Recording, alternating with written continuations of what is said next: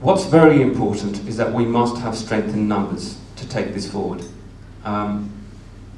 In order for the Lloyds action now to fund the action, in order for us to actually fight the action, we do need strength in numbers. It's not going to be good enough for just a few people to get together to carry the burden for 800,000 shareholders. This is where politics meets business. And in terms of strategy, that's going to dictate our strategy. Now, there are a number of obvious questions that I've been asked over the last few months, one of which is, will you be liable for the other side's costs if we were to take an action? There are processes in place, there are certain funders in place where we can make sure that there is enough protection that you will not be liable for those costs. So in terms of the strategy, what we'd like to try and do is get involved into some form of mediation, if possible. That's what we've sent out in terms of our letter of claim. We've sent them the civil procedure rules.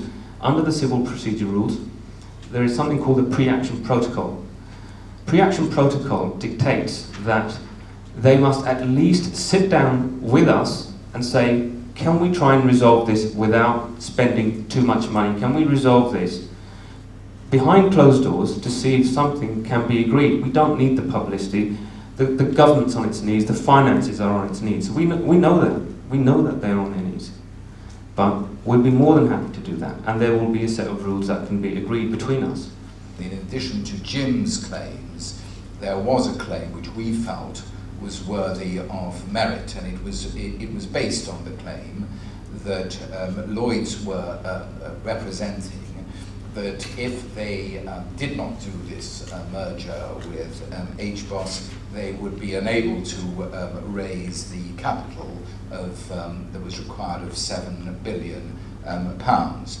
And there is some strong evidence to show that that was not the case. I think Eric Daniels made a comment that they did have the capital at that time when he was giving evidence.